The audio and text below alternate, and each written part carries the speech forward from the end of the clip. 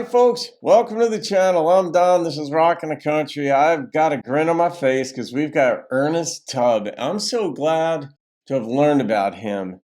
Courtesy of funRonni, who made several gifts for me to do a reaction to Ernest Tubb and Ernest's life. And so now that I know more about him and his impact and imprint on country music, it just makes me smile. And this is Ernest Tubb's song, Life Turned Her That Way. I am so curious to see where this goes. I'm sort of like a socially minded philosopher, and maybe a social philosopher would be a good category to put me in.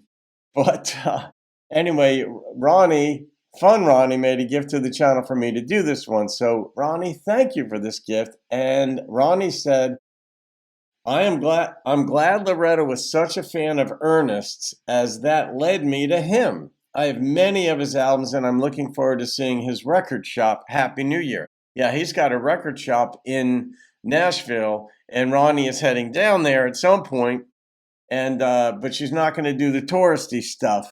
She wants to do off the beaten track stuff. So you're going to have a blast down there, I have no doubt. And in fact, depending on when you go, I might be down there. I really want to get down there. I want to take at least a week, because when I go, I'm probably going to do a road trip, which means I'll stop at friends' homes along the way, maybe even my stepbrothers in North Carolina if Jimmy happens to be there, in Penn or Elk, on my way. But we'll see how that all goes. All right, but I'm really curious to see with this title about life and how it impacted her.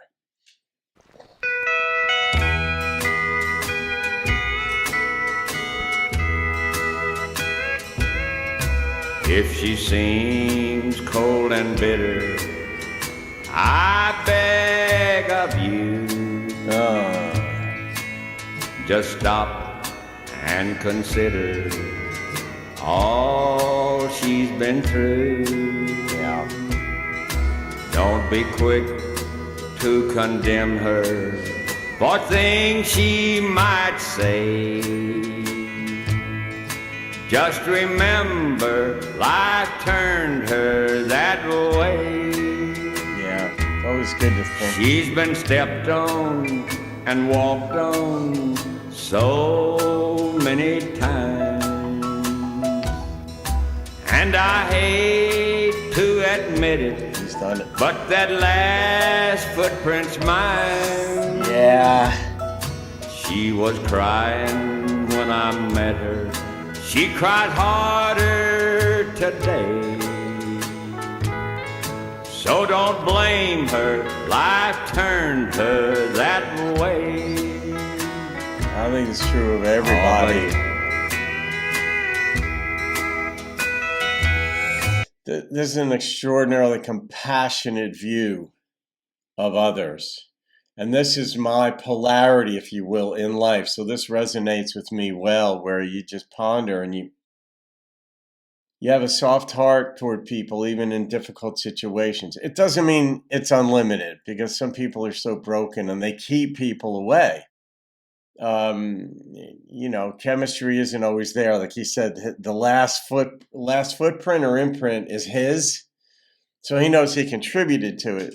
So have compassion toward her. And I encourage people to have compassion to whatever extent they have toward all people. Doesn't mean you're going to go to dinner with everybody. You can't. There are too many people on planet Earth.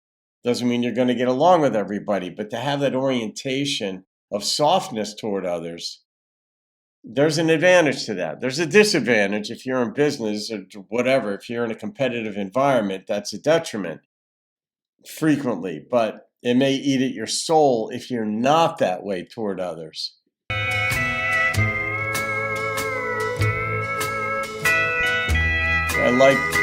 This is his way of saying he's at fault too.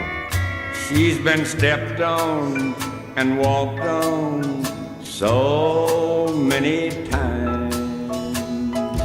Love it. And I hate to admit it, but that last footprint's mine. She was crying when I met her. She cried harder today. He left. So don't blame her, life turned her that way. No, don't blame her, life turned her that way.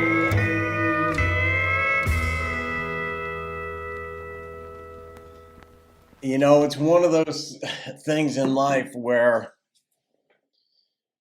compassion is a beautiful thing, but it also can't be something that is a dynamic that prevents us from holding other people accountable for their behavior and actions. Because in an absolute sense, when somebody says or does something mean or hurtful, they're accountable for it. Now they could say, look, I had a hard upbringing. My father abused me. My mother beat me. My parents left. I was all that. Okay, you can understand that and have compassion, but it doesn't mean you're going to want to be in a romantic relationship, for example, with that person. I love, though, that he's taken responsibility in this song for his own part in whatever went wrong in the relationship. And he didn't say she's a bad person. He didn't say any of this. He's saying have compassion for her because she's had it very difficult. She's been walked on and stepped on. So in this circumstance, he knows her life. He knows she's been hurt along the way. And he knows his part in it. Now, what part did she play in the difficult circumstances she's found herself in? We don't know. That wasn't a tack that he took in this song. He just wanted people to be nice to her. And it reminds me, in a different context, but my surrogate daughter, Lex, when she came to live with me for a year. Now, it wasn't set up for her to do that. She's from Arkansas, and she was going to be moving into New York City to do an internship. And I had arranged housing for her in the city, but a pipe burst in this apartment a couple of weeks before she was supposed to move in, and that prevented her from being able to move into that place. So we looked for other places in the city. And we couldn't find anything. So I said, Lex, look, you could come stay with me in my place. I had a very big home, Victorian, and I had 2 vehicles. I said, you could come stay with me. You could take my extra vehicle to the train and come and go as you please. So that's what we did. She stayed with me for a year.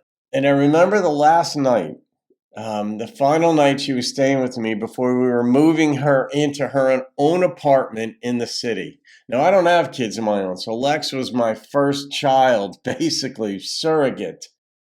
Sostiva hija, I think is how you'd say it in Spanish. And she's Mexican and Mexican-American, but she's mine, the closest thing I have to a daughter. And I have a couple others, Caroline, Whitney, Jackie. And Will is like my surrogate son.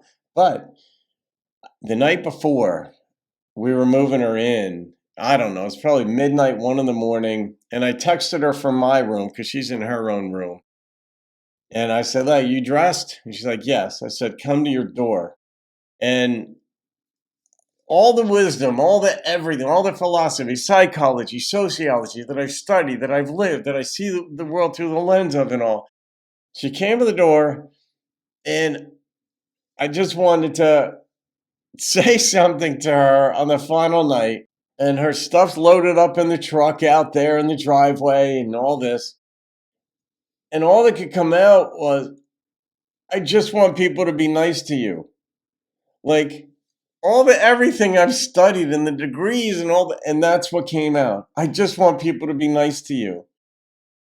And I still remember that moment. And I just hugged her. She hugged me. And then in the morning, we moved her into the city. And when I left, I cried the entire way home. I had tears the whole hour-long drive. I didn't even know that was possible.